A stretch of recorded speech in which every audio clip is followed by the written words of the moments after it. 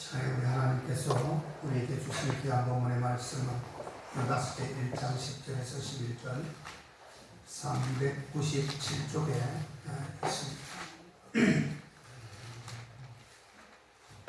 유다서 제1장 10절에서 11절 말씀입니다.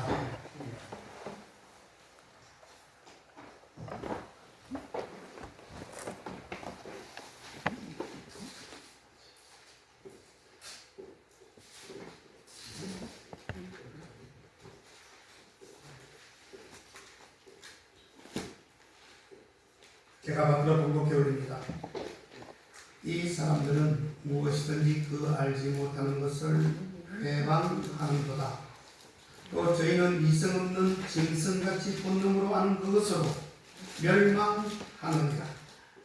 화 있을진저 이 사람들이여 가인의 길에 행하였으며 삭설 위하여 발람의 어그러진 길로 몰려갔으며 고라의 비극을 쫓아 멸망을 받았도다. 아멘. 우리 인사합니다. 만나서 반갑습니다. 만나서 반갑습니다. 축복합니다. 환영하고 축복합니다.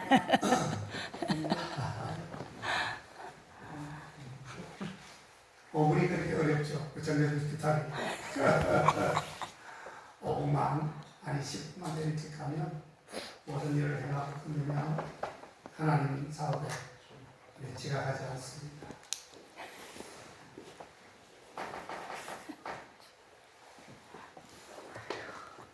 한상승 달 밝은 밤에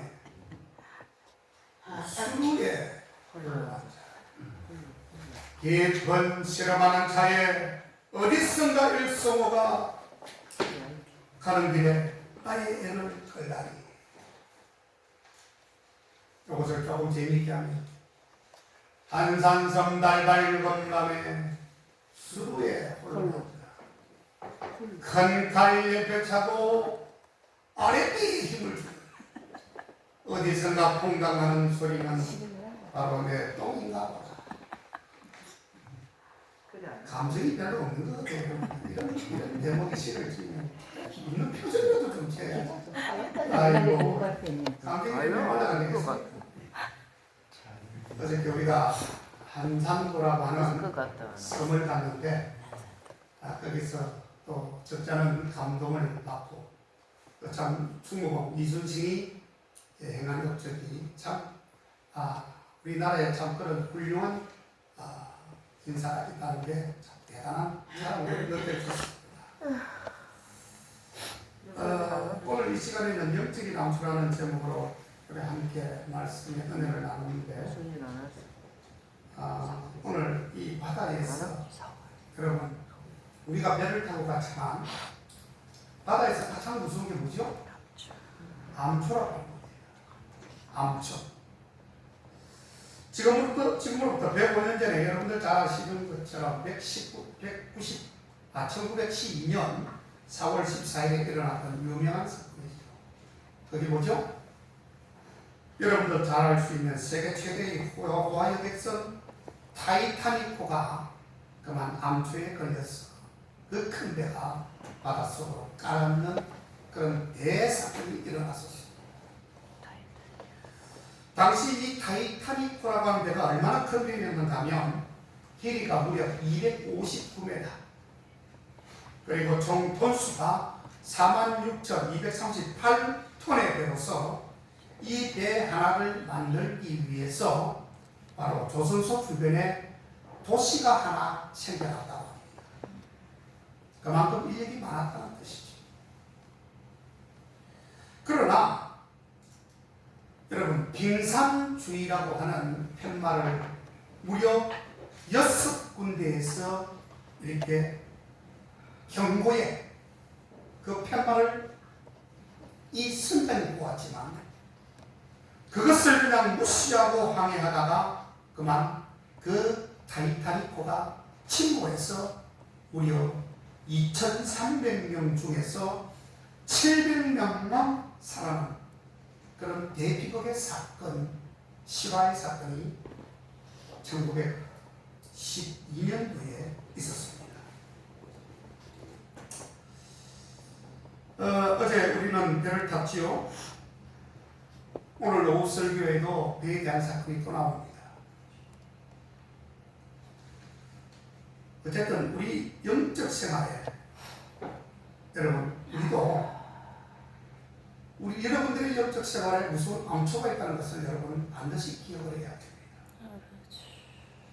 이 시간에 하나님께서 주시는 엄중한 경고의 말씀으로 영적으로 중무장하시고 철저한 신앙생활을 통해 깨어있는 저와 여러분 되시기를 다시 한번 주의 이름으로 축원합니다. 아멘. 본문을 통해 우리는 세 가지 정도의 암초를 만날 수 있음을 성경을 통해서 읽었습니다. 결론적으로는 절대로 주님의 경고의 음성을 여러분 무시하시면 안 됩니다. 절대로 무시하면 안 돼요. 하나님은 오래 참으시는 분이시기도 하지만 내가 생각하지 못한 그때 주님의 경고의 음성이 나의 결말로 끝날 수 있음을 알아야 되는 것입니다. 자, 오늘 제가 좀 전에 전자의 말씀을 드렸듯이 이 타이타닉호의 선장이 몇 번이라고 했죠? 경고의 음성을 편말로 6번의 경고의 편말을 보고도 그것은 무시해버렸다는 것입니다. 다시 말하면 이 선장에게도 무려 6번이라고 하는 기회가 주어졌다는 것입니다. 여러분 그걸 아셔야 돼요. 중요합니다. 6번의 기회가 주어졌지만 그 6번의 기회를 무시해버리니까 어떻게 됐죠? 이 타이타닉호가 암초에 부딪혀서 결국 침몰했다는 결론입니다. 우리 알파와 오메가 되시는 우리 주님께서는 처음과 나중이 되시는데 주님은 기회를 우리에게 주셔요. 기회를 주지 않는 것이 아닙니다. 그래, 이번에는 잘했어. 그래, 또 괜찮아. 두 번째는 그랬어? 또 그랬어? 세 번째, 그러면 안 좋아? 그렇게 하면 안 좋은데? 네 번째, 그러지 마. 다섯 번째, 한 번만 더 계속 안 돼. 여섯 번째, 너 도저히 기회가 없어. 아무리 기회를 줘도 넌 듣지 않아. 이제 끝! 문을 닫아버리면 여러분이 멸망당할 수밖에 없습니다. 그것을 잘못 악용하는 사람들이 있어요. 하나님은 무한 사랑이시니까 절대로 벌을 내리지 않을 거야. 괜찮을 거야. 참말의 말씀. 주님은 시작과 끝이라고 했습니다. 시작하면 끝을 보시는 분이에요. 아버지. 자, 오늘 본문에 나와 있는 것처럼 첫 번째의 경고의 음성을 주십니다. 우리에게 어떤 경고의 음성인지 들어보십시오. 첫 번째는 가인에게 암초가 있었습니다. 가인의 암초로 우리에게 경고를 하십니다. 본문 11절에 뭐라고 했죠? 화 있을진저 이 사람들이요 가인의 길에 행하였으며 라고 했습니다. 어떻습니까 여러분? 성경은 분명 가인의 암초가 있다고 분명하게 말씀하고 있습니다. 자, 그러면 가인의 길에 암초가 무엇인가? 그것은 바로 시기와 질투의 암초였습니다. 아버지. 아담의 두 아들 가인과 아벨이 하나님 앞에 제사를 할 때에 하나님께서 아벨의 제물은 받으셨지만 이 가인의 제물은 받지 않으셨기 때문에 형 가인이 시기와 질투 때문에 아무도 보지 않는 곳에 가서 돌을 들고 자기 동생 아벨의 뒤통수를 쳐서 그 자리에서 적사를 죽여버립니다. 무엇 때문에 죽였을까요?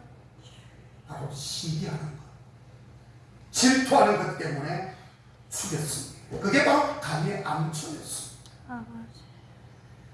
여러분, 시기는 무서운 것입니다. 질투는 무서운 죄에 들어가는 것입니다.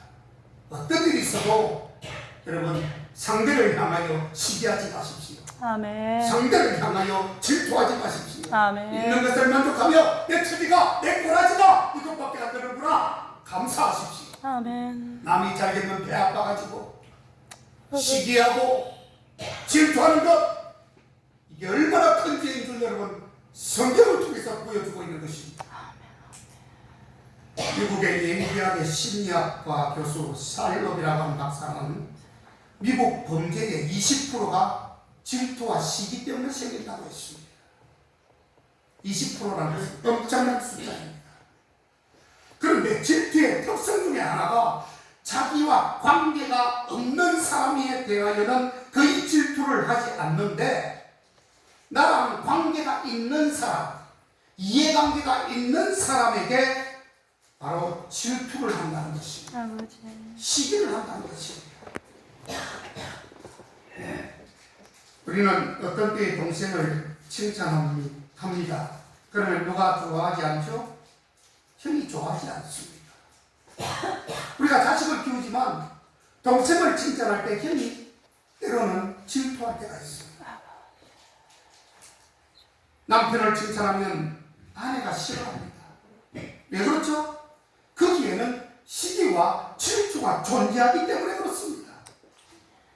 그러나 아들, 딸들이 하도 어젓하고 아름다워서 그들 부모에게 한마디 합니다. 딸이 참 예쁘군요. 아들이 참 늠름하군요.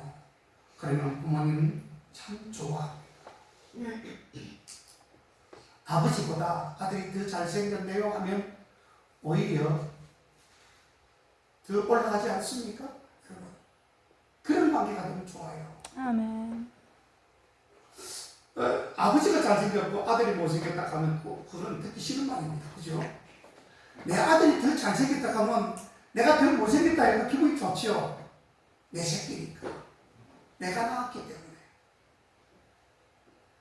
자, 어쨌든 가인이 동생 아벨을 죽인 것도 그 때문이었습니다. 같은 형제라는 것 때문에 질투하게 된 것이지요. 모나리자이라고 하는 이 최후의 만찬 같은 그런 그림을 보면 그 위대한 작품을 남긴 이탈리아의 화가 레오나르도 다빈치라는 사람이 노년에 자신의 재능을 발휘하지 못하고 우울한 나날을 보냈다라고 했습니다. 그때에 사람들이 무명의 젊은 화가 미켈란젤로를 자기와 빗대서 칭송하기 시작했기 때문이었습니다. 여러분, 성경에 보면 사울은 천천히요, 다윗은 만만이다라고 하는 그 구절이 나옵니다. 사무엘상에 나오죠. 이 소리를 들은 사울의 마음에 질투의 불꽃이 일어난 것과 똑같은 것입니다. 아버지. 시기와 질투가 그의 영감을 막아버렸다는 것입니다. 아멘. 영적인 부분과 예감이나 느낌을 막아버린 것입니다. 아멘. 여러분, 모든 죄를 잘 한번 살펴보십시오. 그 속에는 반드시 시기와 질투가 분명히 있습니다. 모든 문제 속에서 시기, 질투만 빼버리고 한번 살아보십시오. 아멘. 얼마나 편한지 몰라요. 왜 그렇습니까? 욕심을 빼버리기 때문에. 욕망이 없어요. 특별한 거룩한 욕망은 있어야 될지 몰라도 그것 빼놔놓고는 욕심이 없어요. 아버지. 욕심이 없는 사람은요, 시기와 질투하지 않습니다. 남이 잘 되는 것을 오히려 칭찬합니다. 아멘. 더 축복합니다.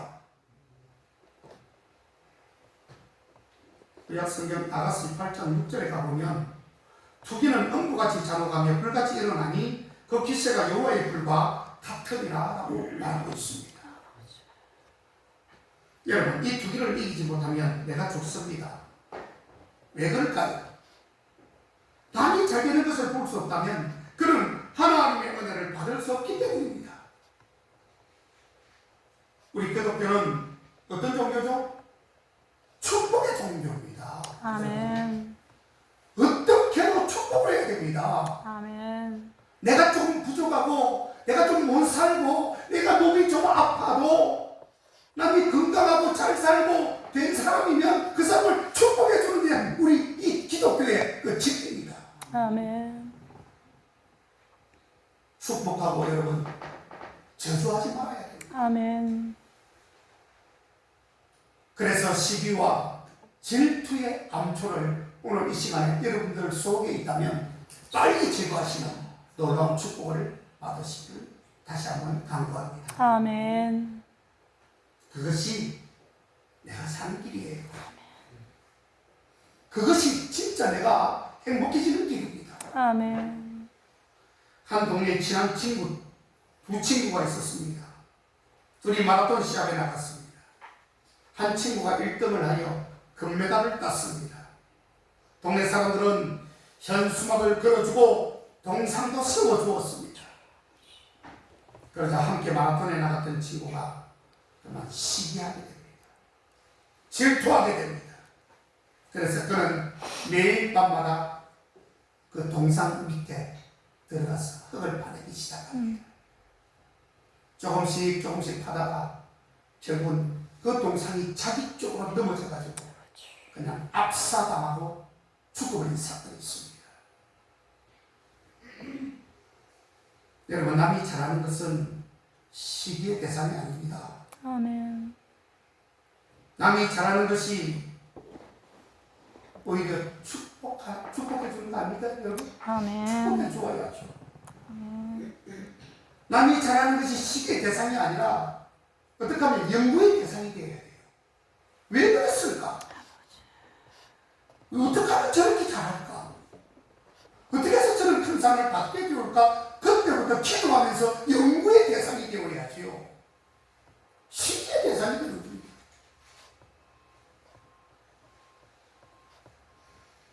가인은 하나님께서 아벨의 제물을 받으시고 자기의 제물을 받지 아니할 때에 그 이유가 무엇인가 찾아보고 더 잘하고자는 연구가 조금 있었더라면 아마 가인은 버림받지 않았을 겁니다.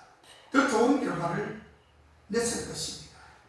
이처럼 우리 신앙인들도 누구가 하는 일마다 잘 되고 하나님 앞에 복을 받았다면 가인처럼 질투하고 시기하여 저주하는 것이 아니라 잠잠히 기도하면서 눈을 감고 연구해 보아야 합니다. 아멘. 왜 저 사람들은 저렇게 잘 되는 것일까? 가만히 있어도 잘 되네. 나는 새가 빠지게 일을 하고 그렇게 정말 온갖 그런 어려움을 당하면서 일을 해도 안 되는데 어떤 사람은 가만히 앉아있는데도 잘 되는 사람이 있어. 그냥 앉아서 잘 되는 것일까요? 거기에는 분명한 이유가 있지 않았을까요? 거기에 피, 땀, 노력이 들어가 있지 않았을까요? 때가 되니 조금 편안한 것뿐인데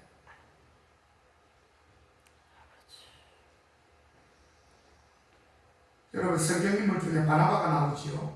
바나바가 왜 위대한 사람으로 등장하는 것일까? 그것은 남을 키워주고 남을 세워주고 시기와 질투를 모르는 그런 사람이었기 때문에 그가 훌륭한 사람으로 남아있는 것입니다. 아멘. 바나바는 뭐라고 했죠? 바울의 그림자라고 했습니다. 바울이 가는 곳곳마다 동력자가 되어주고 힘이 되어주고 자기의 물질을 써가면서 동력하는 일에 힘이 되어준 사람이 바로 바나바였습니다. 그는 자기가 부흥시킨 안디옥 교회이지만 바울이 유익하겠다 싶어 바울을 세웠습니다. 열심히 바울을 뒷바라지 해주었습니다. 목회를 잘 할 수 있도록요. 그래서 바울을 최대한 일꾼으로 만들었습니다. 최대한 일꾼으로. 바울도 위대하지만 이 바나바 하나님 앞에서 그의 못지않을 만큼 훌륭한 그런 사람이었습니다. 이처럼 남을 세우고 자신을 감추어지는 그 모습이 바로 복 중의 복, 하나님이 원하시는 복일 것입니다. 아멘. 마태복음 제20장 26절 28절에 가보면 주님께서 너희 중에 누구든지 크고자 하는 자는 너희를 섬기는 자가 되고 누구든지 어떤이 되고자 하는 자는 너희 중에 너희의 종이 되어야 하리라. 종이 되어야 된답니다. 아버지. 인자가 온 것은 섬김을 받으려 함이 아니라 도리어 섬기려 하고 많은 대속물로 추려 합니다라고 말씀하셨잖아요. 아멘. 우리 주님은, 우리 예수님은 받으러 오신 분이 아니에요. 주려고만 하려고 오신 분이에요. 아멘. 영적인 암초 중에 제거해야 될 두 번째 암초는 바로 발람의 암초입니다. 두 번째로 발람이 나오죠. 11절에 삭설 위하여 발람의 어그러진 길로 몰려갔으려라고 기록하고 있습니다. 신앙생활에서 여러분 제거해야 될 두 번째 암초가 바로 발람의 암초입니다. 발람의 암초가 뭔가? 그것은 돈을 사랑하는 것이었습니다. 아버지. 돈 때문에 선지자였으면서도 망한 사람이 발람이었습니다. 우리가 가는 길에는 만몬의 암초, 황금의 암초가 도사리며 우리를 기다리고 있습니다. 성경에 보면 발람은 모압 왕 발락이 돈을 많이 준다고 유혹을 했습니다. 돈을 많이 주겠다고 유혹을 했어요. 이스라엘로 하여금 우상을 섬기고 음행에 빠지게 한 돈을 줄 테니 제발 이스라엘 백성들이 우상을 섬기고 음행에 가담할 수 있도록 그렇게 해달라면서 돈을 많이 주겠다 하니까 그냥 그 말에 그냥 고집해가지고 그렇게 그런 나쁜 짓을 하다가 그만 비참하게 죽었던 선지자가 바로 발람 선지자입니다. 자신의 물질을 위하여 하나님의 백성을 시험에 빠뜨린 것이었습니다. 물질의 유혹 앞에서 바른 길을 가지 못하고 갈팡질팡하는 마음속의 발람을 우리 모두가 제거하시기를 다시 한번 축원합니다. 아멘. 디다케, 즉 이 디다케라고 하는 말은 가르친다는 말이에요. 이 가르침이라고 하는 이 사도시대 교구들의 교훈집을 거기에 가보면 빵 위에 다른 것을 요구하는 것이 없으면 참 선지자로 알되 먹을 것, 빵 외에 다른 것을 요구하는 일이 없을 때에 참 선지자로 알되 그 외에 돈을 요구하게 되면은 그 선지자는 거짓 선지자다. 그렇게 기록을 해놓았습니다. 우리 신자들도 마찬가지입니다. 돈은 사랑하지 말아야 됩니다. 돈은 잘 쓸 줄 아는 그런 돈은 그냥 그 필요 이상의 필요한 도구지요. 그렇지 않습니까? 돈을 사랑하지 말자는 것입니다. 돈을 사랑하면 결국 거짓 선지자 발람처럼 되고 맙니다. 돈의 운명의 하나님을 배반하고 팔고 신앙생활을 게을리하는 그러한 일이 얼마든지 많이 있습니다. 우리 주위에 아니면 우리가 될 수도 있어요. 그래서 바울은 믿음의 아들에게 디모데전서 6장 9절 10절에 부하려 하는 자들은 뭐라고 했죠? 시험과 올무와 여러가지 어리석고 때로운 욕심에 떨어지나니 곧 사람으로 파멸과 멸망에 빠지게 하는 것이라 라고 적어봤습니다.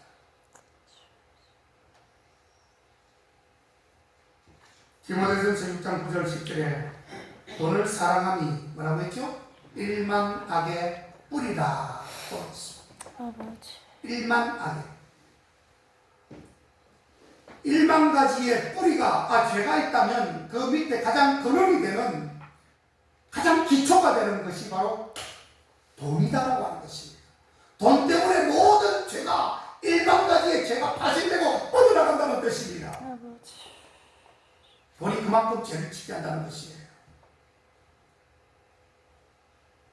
돈 때문에 취를 범하고 돈 때문에 또 사람을 해하고 돈 때문에 범죄하고 이런 일이 우리가 범죄와 관련된 모든 일들을 두고 보십시오.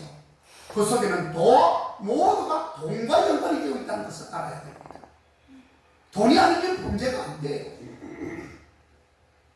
없습니다. 모든 범죄 속에는 돈이 가장 기초가 되어 있어요. 돈 때문에 부모를 죽입니다. 그 좋은 명절에 돈 때문에 재산 때문에 싸우고 난리치고 아우성을 칩니다. 그러니까 형제 서로 싸우다가 칼로 배를 찔러 죽이기도 하고 아버지. 그 무슨 비극입니까? 한때 재판 비용으로 여러분 아시죠? 재판 비용으로 인지대만 100억이 넘는 대형 재판이 있었는데 그게 바로 삼성과의 형제들 사이의 상속 때문에 일어난 재판이었습니다. 지금의 시대는 오래됐지만 이처럼 돈은 형제 사이도 갈라지게 만듭니다. 부모와 자식 간에 갈라지게 하는 것이 다른 게 아니에요. 돈입니다. 돈 때문에 그래요. 그러면 형제가 욕심을 내는 순간 그 가족은 풍지박산이 나고 맙니다. 그렇습니다. 그보다 더 큰 문제는 돈이 많으면 하나님의 필요성을 인식하지 못한다는 것이에요. 돈이 많으니까 하나님이 내 옆에 계셨지만 그 하나님을 인식하지를 못해요. 둔감해지는 것입니다. 아버지. 하나님은 내가 꼭 필요할 때만 하나님이지. 내가 돈이 있으니까 다 해결이 되니까 하나님은 온데간데 없어지는 거예요. 그랬다가 나중에 쫄딱망해 가지고는 그때서는 힘들더리로 주님 제가 왔습니다. 저를 용서해 주세요. 아이고, 그게 신앙입니까 여러분? 이미 다 알고 있는 사람이잖아요. 아예 신앙이 있을지도 모르는 사람이 그랬다면 이해가 돼요. 괜찮아요. 그렇게 할 수 있는 것입니다. 그렇게 해야 됩니다.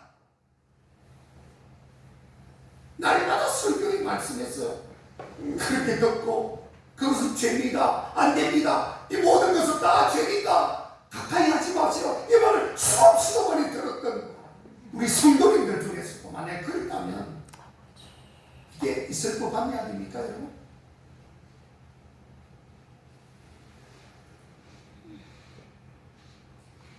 돈을 하나님처럼 삼고 기고만장하게 살다가 지옥에 가면, 지옥에 떨어지면 무슨 유익이 있겠습니까? 돈을 벌지 말라는 이야기가 아닙니다. 돈을 벌어서 쓰는 것까지 주님의 뜻 안에서 벌고 써야 한다는 그런 뜻입니다. 아멘. 돈의 노예가 되시지 마시기를 다시 한번 축원드립니다. 아멘. 더욱더 큰 문제는 돈이 하나님 자리에 앉아있다는 것입니다. 하나님이 앉아있어야 될 그런 좌석에 돈다발이 그냥 앉아있는 것입니다. 마음의 중심에 돈이 있습니다. 돈을 사랑합니다. 돈을 위해서 삽니다. 그에 있어서 신앙생활도 돈을 잘 벌기 위한 하나의 수단일 뿐입니다. 신앙생활하는 것도 내가 신앙생활 잘하면 내가 하나님 앞에 은혜 받고 구원 받고 천국 가는 것이 아니라 내가 돈을 잘 벌겠지? 하나님 도와주시겠지? 요 생각이 먼저 드는 거예요. 그럼 무슨 소리겠습니까? 신앙인들이 그렇게 해야 됩니까? 우리가 수님을 잘 따라가고 신앙생활 잘하면 돈은 그 뒤로 줄줄줄 막 따라오는 것입니다. 아멘. 그렇게 만들어야죠. 돈을 먼저 숭배하고 숭상하다 보니까 하나님은 날마다 기절인 거예요. 아주 짧게 끝납니다. 그런 인생은. 지금 우선은 먹기 좋은 꽃감처럼 날지 모르지만 언젠가는 순식간에 그 나라로 떨어져 버리고 갈 것입니다. 돈 너무 좋아하지 마세요. 아멘. 열심히 하나님을 부르며 기도하지만 하나님을 위한 기도가 아닙니다. 돈을 위한 기도예요. 돈 욕심 없다고 돈 필요 없다고 공유하는 사람들 여러분 절대로 잊지 마십시오. 발람처럼 물질의 암초가 있다면 속히 제거하시기를 다시 한번 축복합니다. 아멘. 자, 마지막 세 번째로 고라의 암초입니다. 가인의 암초, 발람의 암초, 이제는 고라의 암초입니다. 11절 다시 보면 고라의 계획을 쫓아 멸망을 받았도다 그렇게 기록했습니다. 여러분, 고라는 다단과 아비람과 더불어 모세와 아론의 거리에 도전한 악당들이었습니다. 같은 레위 자손일 뿐만 아니라 유명한 족장 250인의 대표로 뽑힌 당수인이 자기들도 모세와 같은 명예를 가져야 한다는 그런 기본적인 정신이 있었던 거예요. 명예에 막 불탄 겁니다. 모세와 이 고라는 사종간인데요. 네가 그렇게 명예를 얻고 있는 그것이 나는 왜 그렇게 하면 안 되는 거냐 이렇게 생각하는 거예요. 그래서 명예욕이 들어가는 것입니다. 어떤 저명한 사람이 봉사하겠다고 교회를 찾아왔습니다. 봉사직이 주어지자 그는 무릎을 꿇고 기도했습니다. 하나님, 제 자신으로부터 저를 끌어내 주십시오. 저의 의무를 행할 수 없을 만큼 높이 올라가 있는 저를 낮추어 주십시오. 아멘. 하나님, 제가 겸손할 수 있도록 도와주옵소서. 봉사하기는 너무나 많이 높아져 있는 자신의 문제점을 발견하고 있는 것입니다. 얼마나 참된 사람입니까? 하나님 앞에 나와서 기도합니다. 뭔가를 봉사를 해야 되는데 내 속에는 지금 이 높은 것이 가득 차 있는 것이에요. 교만과 그 우울함과 우쭐거림과 남이 가지지 못한 그런 특출난 것을 가지고 있기 때문에 봉사를 한다? 주님도 면에 나와서 봉사한다는 것은 너무나도 힘든 일이죠. 그래서 이 사람은 인지합니다. 자각합니다. 주님, 제가 잘못했습니다. 먼저 기도합니다. 주님, 높아져 있는 나의 이 모든 더러운 것을 속히 빼내 주십시오. 아멘. 그리고 난 뒤에 주님 앞에 봉사할 수 있기를 소원합니다. 아멘. 그렇게 말하는 것입니다. 특히 남자분들 화장실 청소 부탁해도 기쁨으로 여러분들 하시겠습니까? 아버지. 그보다 더 지저분한 정화조 청소를 맡기시면 여러분들 그 청소할 수 있습니까?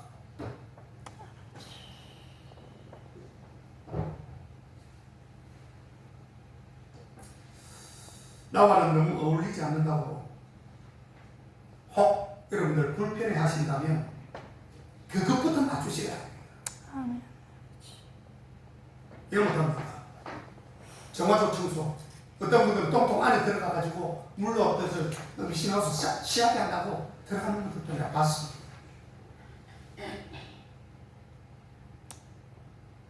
예수님께서 말씀하셨지요.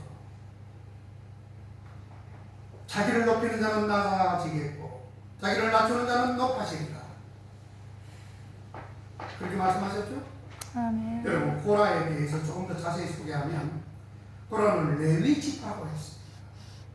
이 레위 지파는 하나님과 가장 근접하고 가장 그러니까 성스럽고 하나님이 가장 많이 하는 지파가 바로 레위 지파였습니다. 보아스의 손자로 이스하엘의 아들이고 모세의 사촌이었습니다. 고라는 우박, 대머리라고 하는 뜻을 가지고 있습니다.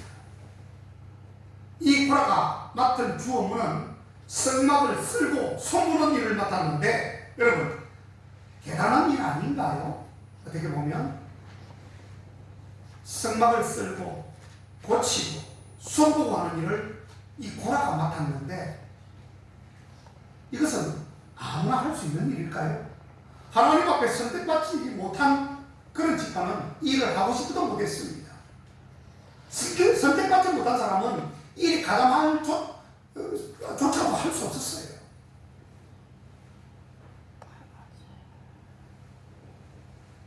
이 고라는 자기가 맡은 일에 만족해야 되는데 이미 남의 떡이 더 보기가 조금 먹음직스러운 거예요.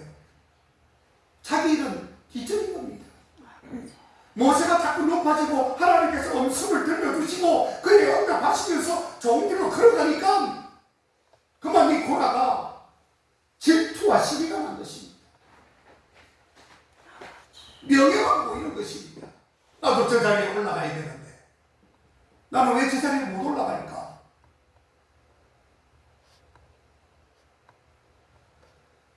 결국은 모세의 권위에 반역했다가 결국 이 고라는 자기들 편 무리와 함께 보기 좋게 멸망당하고 죽어버렸습니다. 아버지. 성충이는 여러분 어떻습니까? 솔잎만 먹고 살아야 돼요. 송충이가 밥을 먹습니까, 여러분?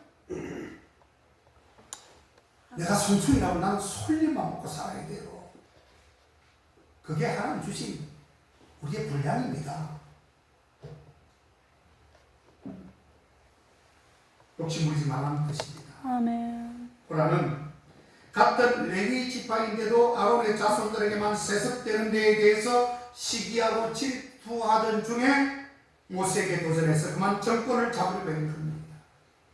그러나 모세에게 권위를 준 하나님에 대한 반역이었기 때문에 하나님의 주신 노를 사는 그만 땅에 파묻히는 심판을 받고 말았습니다.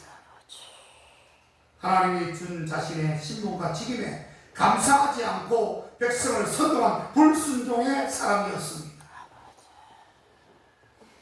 자신에게 주어진 직분, 여러분, 나에게 준 직임이 얼마나 중요한지, 아멘. 그 직임이 크게 보이든지 작게 보이든지 화려하게 보이든지 초라하게 보이든지 그저 감사함으로 묵묵히 주님이 원하시는 뜻을 이루고 주님이 시키는 일을 잘 감당할 때 여러분들은 탄탄대로 이기는 그런 것입니다.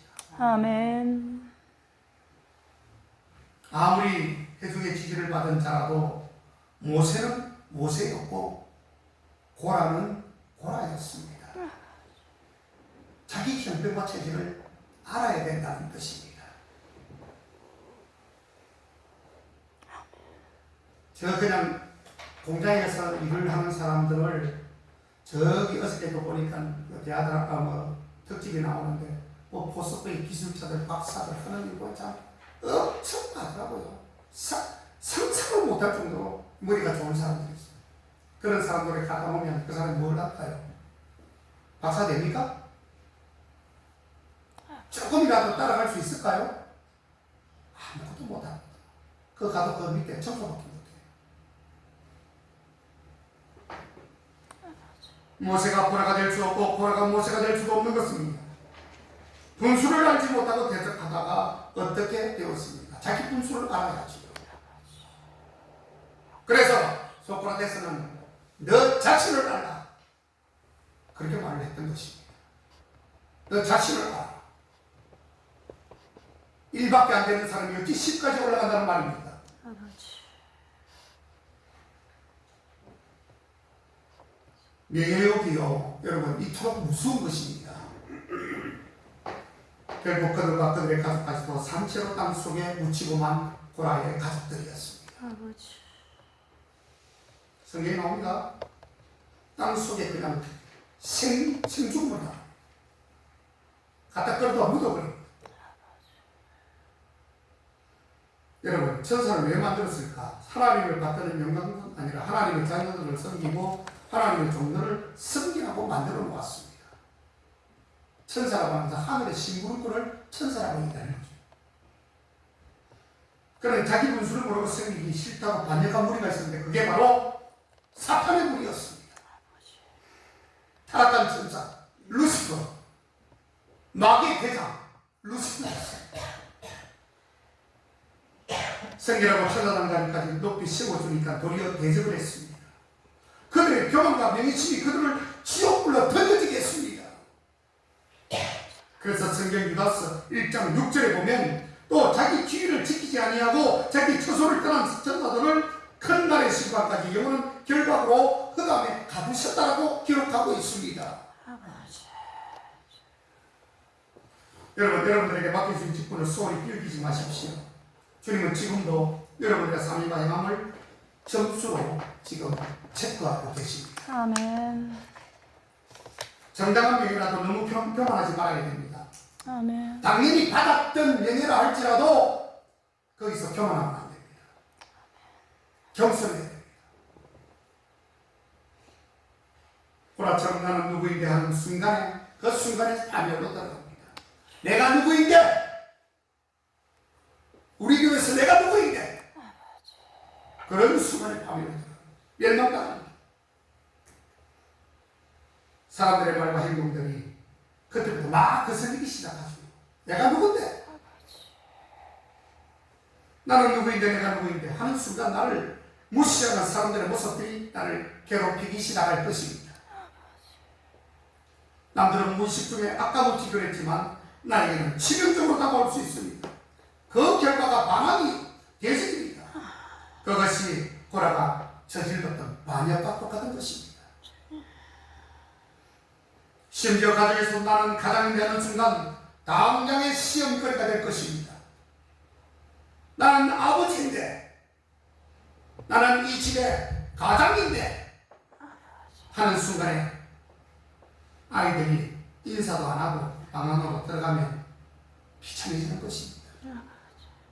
큰 소리는 쳤는데 반응이 없어요. 쌀쌀해요. 그럼 얼마나 뻘쭘합니까? 그렇죠? 큰 소리 치면 뻘쭘하게 돼요. 잘못하면 나를 망각해버려야 합니다. 나를 잊어버려야 합니다. 아멘. 그렇지 않고 명예를 붙잡는 순간 그 명예가 지속적으로 이루어질 때에 나에게 싹싹이 안 좋은 결과로 남게 된다는 뜻입니다. 사랑하는 성도 여러분, 우리 주님은 모든 죄와 슬픔과 저주의 암소를 이기신 성령의 주님이십니다. 아멘. 하나님이 본체였지만, 우리 예수님께서 하나님의 본체였지만 그것을 감당하려 했던 것보다는 내려놓고 죽기까지 낮아지셨습니다. 아멘. 그렇습니다. 우리 밖의 암초보다 우리 안에 암초가 더 시급합니다. 여러분들 안에 있는 암초 무엇입니까? 발견하고 찾아서 빨리 제거하십시오. 아멘. 우리 모두 우리 주님을 본받아 가인의 암초, 오늘 시기와 질투의 암초, 발람의 암초, 황금꼬라의 암초, 명예와 권세의 유혹을 다 이기고 또 도박, 신명이 되었어 하나님을 위해 아름다운 열매를 맺는 그러한 믿음의 복된 신령들 다 되시기를 주의 이름으로 축원합니다. 아멘. 기도하겠습니다. 하나님 고맙습니다. 아버지. 제가 기회할 때 영적인 암초가 무엇인지를 배웠습니다. 하나님 꼭 시행하고 하나님의 뜻을 이루는 우리 모두 되게 해 주옵소서. 아멘. 예수님의 이름으로 기도하옵나이다. 아멘.